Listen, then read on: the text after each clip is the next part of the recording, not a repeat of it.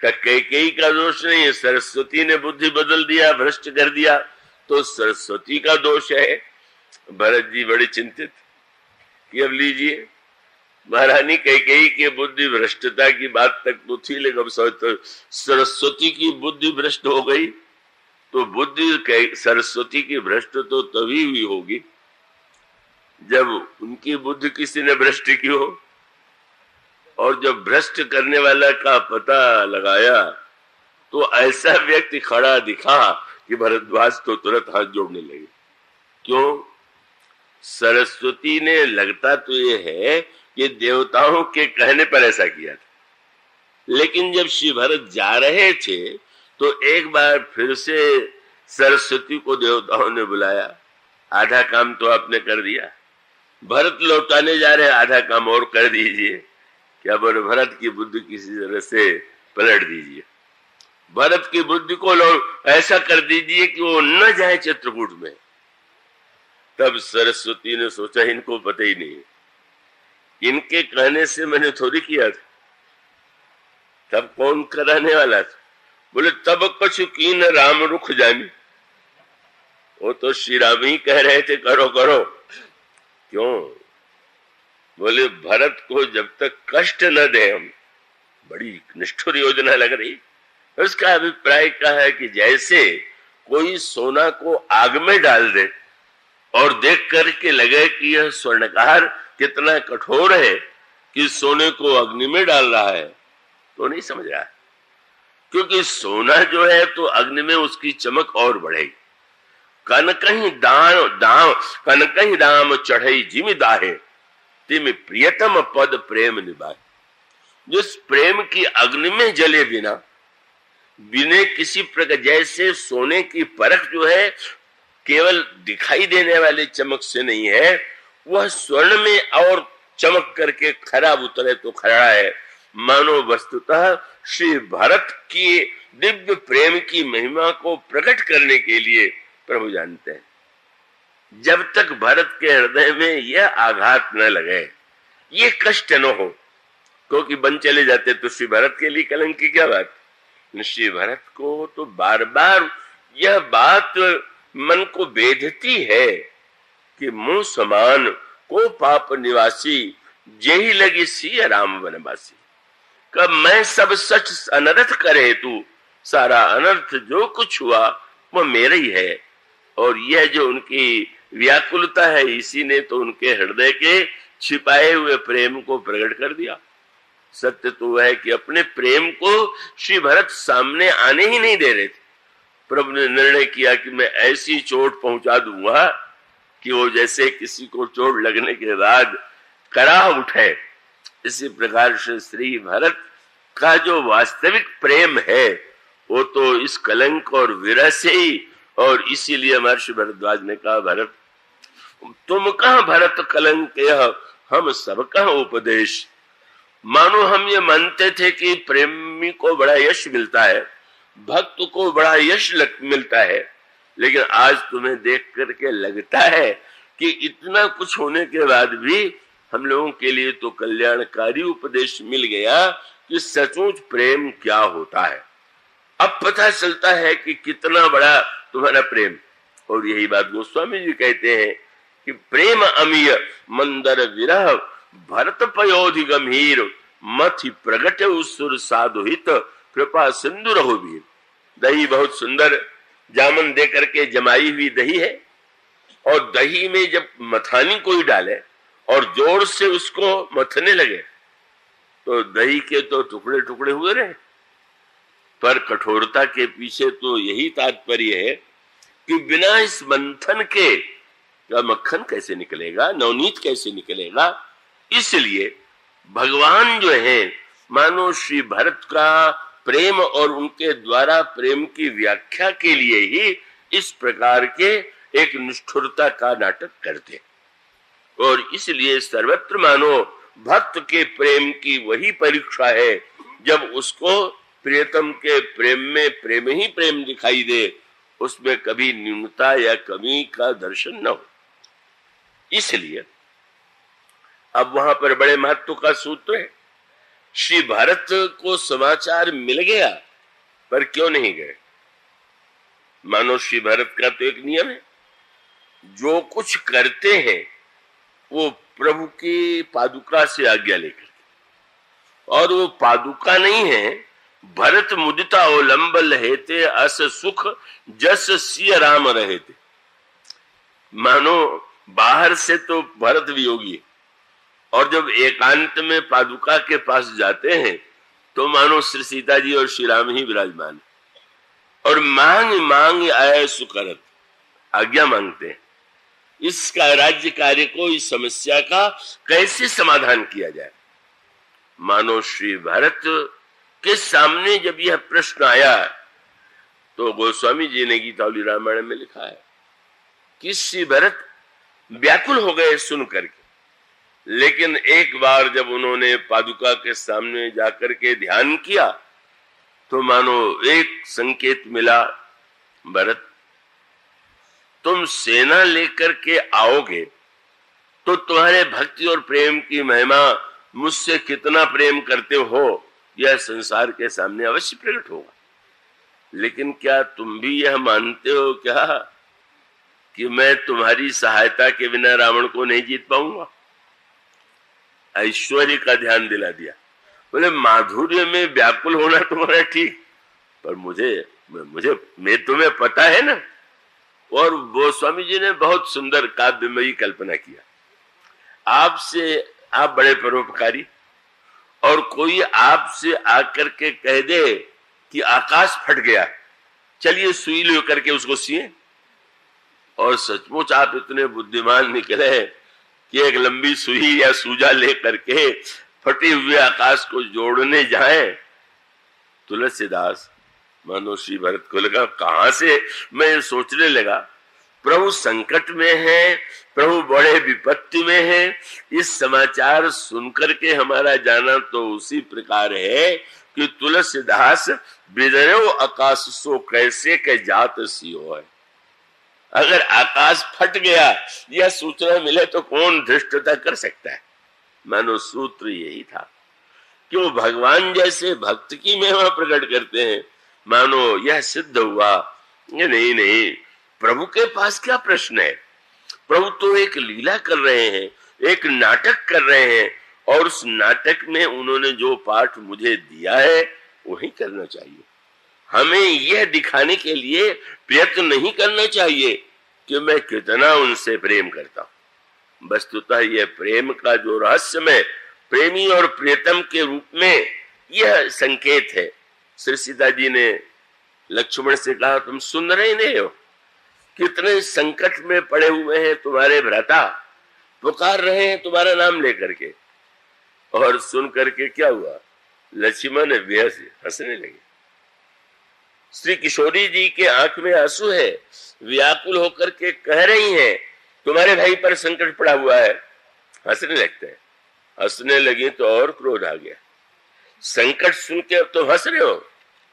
उन्होंने कहा मां संकट सुन के नहीं हंस रहा हूं, ईश्वर संकट में पड़ गया है यह सुन के हंस रहा हूं। यह तो सुना था कि जीव संकट में पुकारे तो प्रभु रक्षा करते हैं, पर आज सुन रहा हूं कि ईश्वर संकट में पड़ा हुआ है और जीव जाकर के उसको बचावे। और सुन भी किसी अज्ञानी के मुंह से नहीं रहा हूं, आपके श्रीमुख से। भृगुटि विलास सृष्टि लय होई, सपने में संकट पर ही किस होई। जिनके भृगुटि विलास से संसार का विनाश हो जाता है, सृजन हो जाता है, उन पर कभी संकट आ सकता है। इन सूत्रों का मानो संकेत यह है कि प्रत्येक भक्त भगवान भक्त की महिमा प्रकट करते हुए भी यह अगर भ्रांति कोई भक्त पाल ले कि मेरे बिना यह कार्य कौन करता।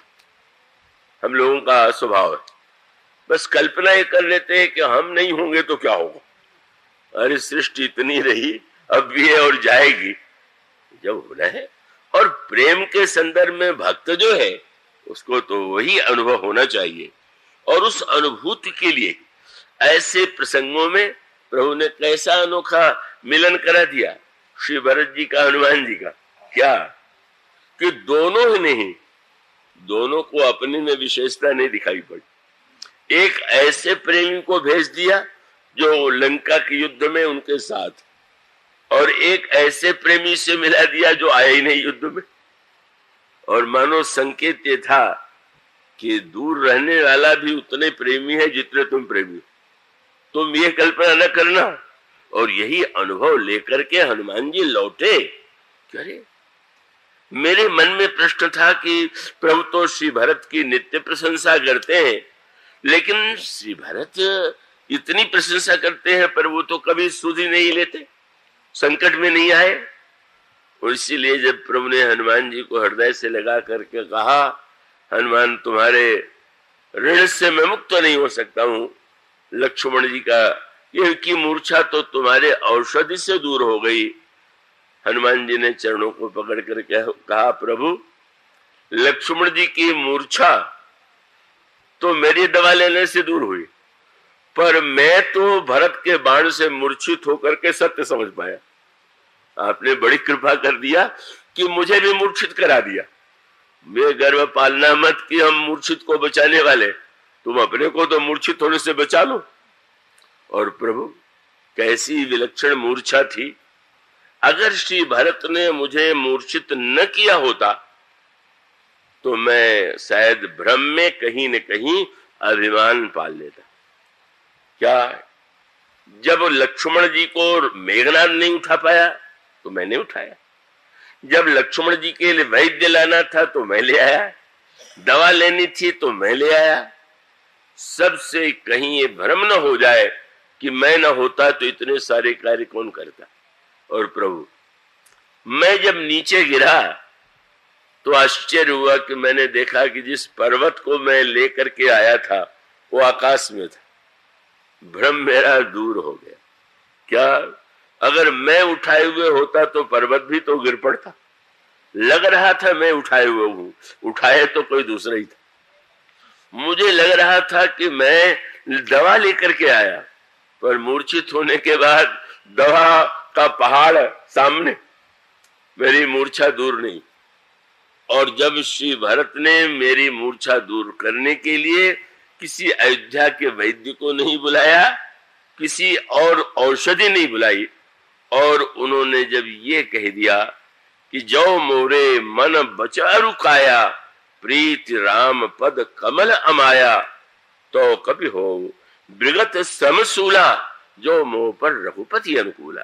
हे कभी महोदय, अगर प्रभु मेरे प्रति अनुकूल हो तो इनका श्रम, इनका कष्ट दूर हो जाए।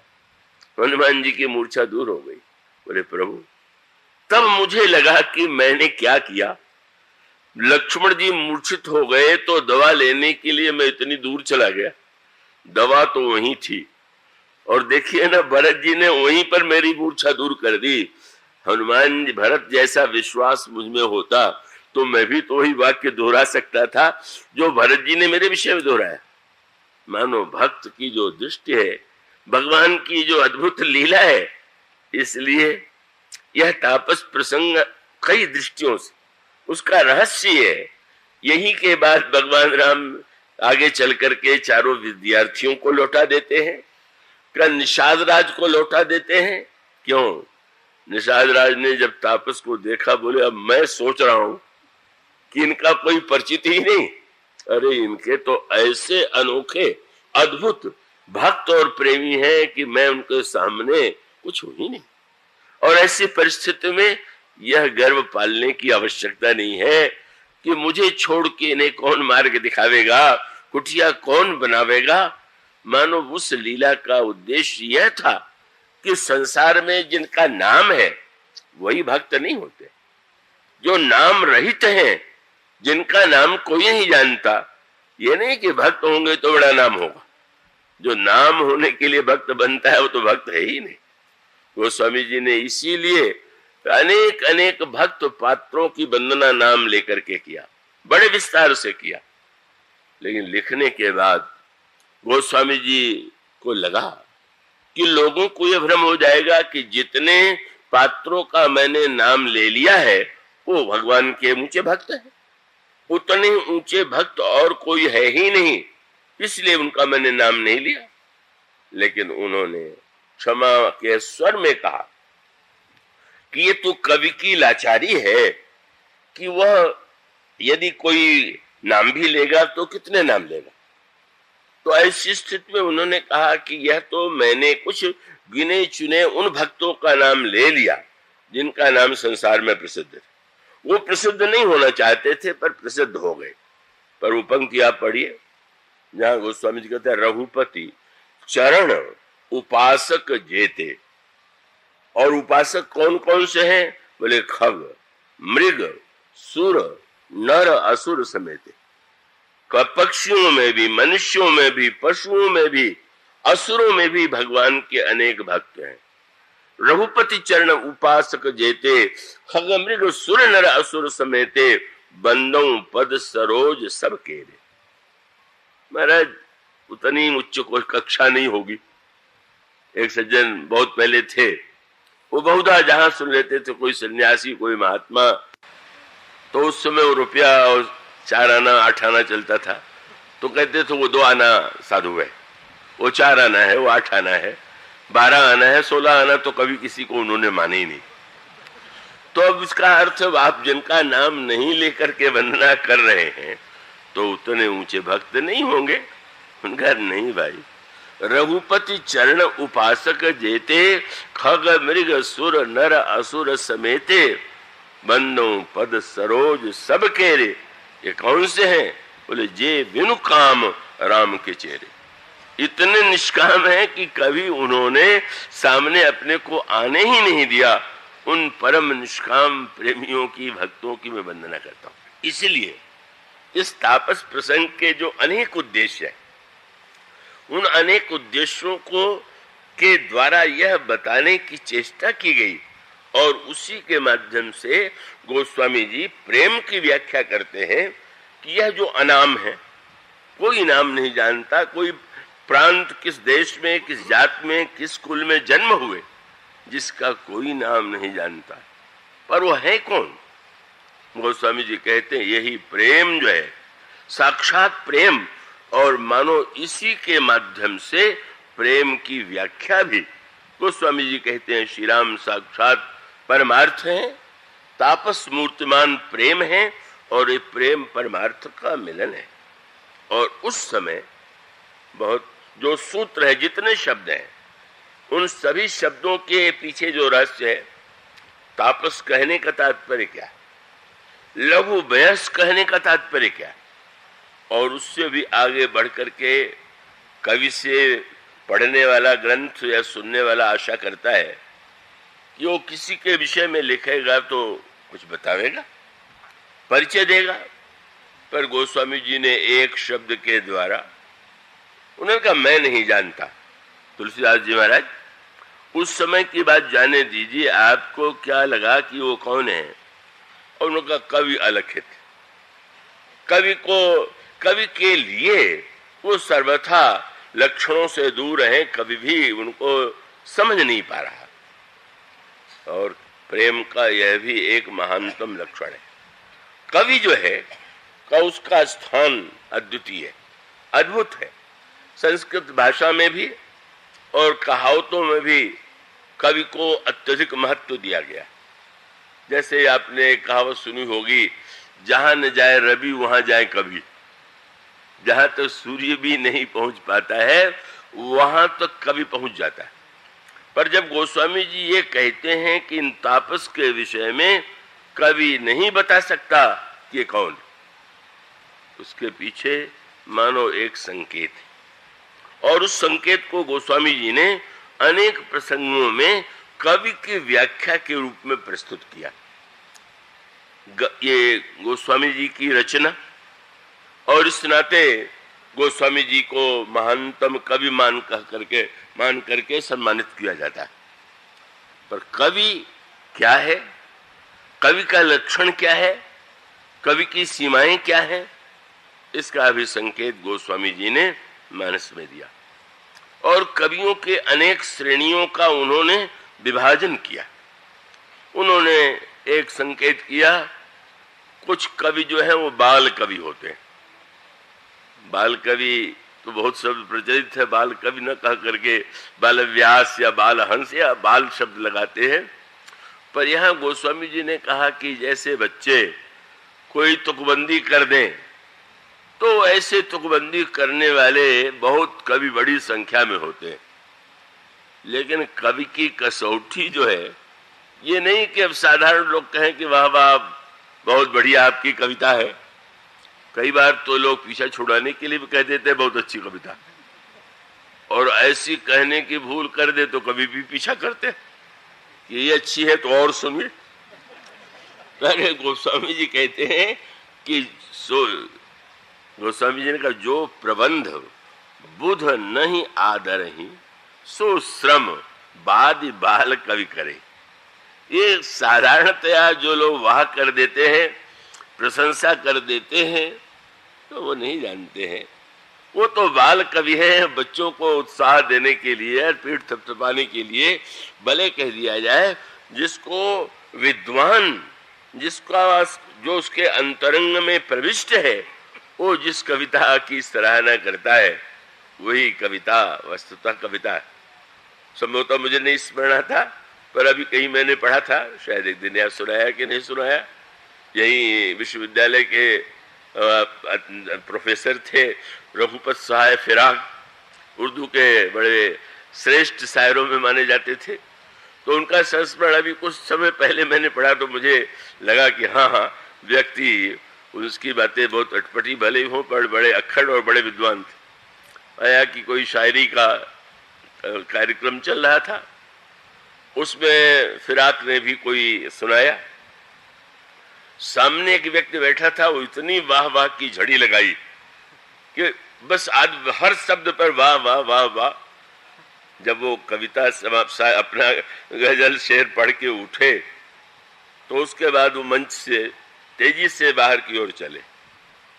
वो श्रोता भी बाहर की ओर जाने लगा। जब पूछा लोगों ने कहाँ जा रहे हैं, तो उनका क्या बेटा रुक आता हूँ।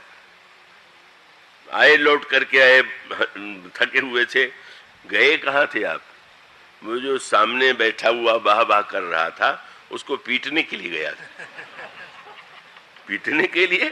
बोले कितना बकवास कर रहा था, न उसको शब्दों का ज्ञान न शायरी का ज्ञान, बस झूठ मूठ में वाह वाह किए जा रहा। ऐसा मूर्ख किसने सामने बैठा दिया? तो उसका अभिप्राय हुआ क्यों झूठी प्रशंसा कोई कर दे तो प्रसन्न हो, थोड़ी ऐसी बात हो रही है। कुछ समझने वाला, पर कवि की प्रसन्नता ये नहीं होती कि लोग प्रशंसा कर रहे हैं, कौन कर रहा है। इसलिए आपने वो दोहा सुना होगा कि रसिकन के हृदय को वेधत है, सुकवि जनन के हृदय को वेधत है दुई कौन। सुकवि जो होता है उसके हृदय को दो लोग बड़ा कष्ट देते हैं। कौन? बोले सुकवि जनन के हृदय को वेधत है दुई कौन, असमझ वार सराहिबो और समझ वार को मौन। ना समझ अगर प्रशंसा करे और समझदार चुप रह जाए तो सिर पीट लेता। मानो काव्य कर्म जो है वो बड़ा जटिल है। तब उसकी महिमा का वर्णन अनेक अनेक रूपों में किया गया।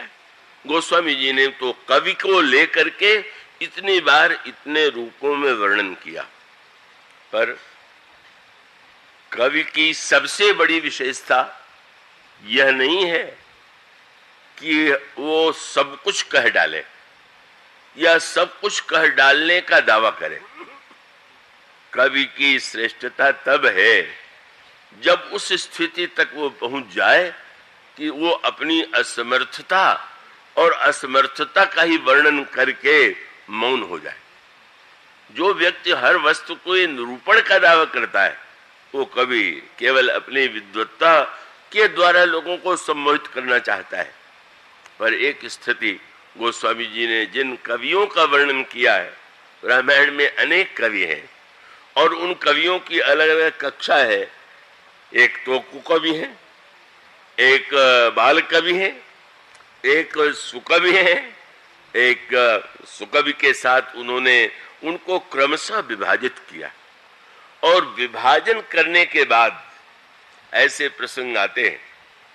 भगवान श्री राम ने भी एक बार कविता बनाई और कविता बनाई पहली बार, पहली कविता, और वह पुष्पवाटिका में उन्होंने कविता बनाई। अब ईश्वर कविता करे तो अनोखी कविता होगी। और कवि जब कोई बात कहता है तो किसी न किसी उपमा के माध्यम से उस बात को, अब कोई किसी के मुख के लिए मुख कह दे तो केवल एक वर्णन स्थूल मात्र हुआ। उस मुख के सौंदर्य को कैसे प्रस्तुत करता है, यही कवि की कला है। तो प्रभु ने जनक नंदिनी सीता को देखा और उस समय उनके हृदय में काव्य की भावना प्रस्फुटित हुई और तब उन्होंने उनसे, कोई कह सकता है आप पहली कविता लिख रहे हैं और जनक नंदिनी सीता के मुख को देखने के बाद आपकी ऐसी दशा हो रही है, तो आप कोई उपमा दे के बताइए कैसा है मुख। वो स्वामी जी ने लिखा कि प्रभु ने कवियों की इतनी आलोचना की उस समय और उन्होंने कहा मैं नहीं उपमा दूंगा। उपमा देना कवि का लक्षण है, पर प्रभु ने कहा मैं नहीं दे सकता। महाराज दे क्यों नहीं सकते, आप कविता भी करें और उपमा नहीं दे सकते तो कवि कैसे? तो तुरंत उन्होंने कहा सब उपमा कवि रहे जुठारी। ये कवि इतने झूठे हैं कि संसार की साधारण से साधारण सुंदरता के लिए उन्होंने जितनी उपमाएं थी सब लगा डाला। चाहे मुख वैसा नहीं है पर उन्होंने तो लाला करके उसको कह दिया। और बहुत मीठी बात उन्होंने कही, ठीक है संसार में कवि झूठी उपमाओं का प्रयोग करें, पर जब किसी देवी की आराधना करते हैं, पूजा करते हैं, तो झूठी वस्तु का भोग लगाना ये तो अपराध है। तो इन कुकवियों ने इस सारी उपमाओं को झूठा कर दिया।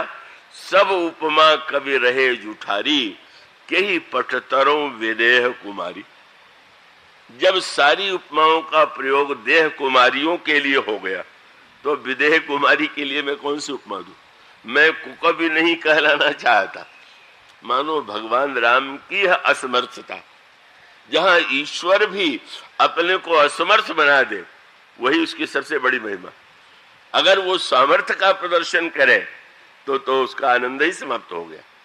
अगर उपमा के द्वारा श्री राम भी कह दे तो वो काव्य की दृष्टि से भगवान श्री सीता जी की सुंदरता, और उसके लिए कोई ऐसी उपमा, मानो कवि कितना कहता है, कैसे कहता है, कहाँ कहता है, कहाँ नहीं कहता है, और कहाँ बिना कहे ही सब कुछ कह देता है। ऐसे अनेक प्रसंग हैं, पर वास्तव विलंब हो गया है।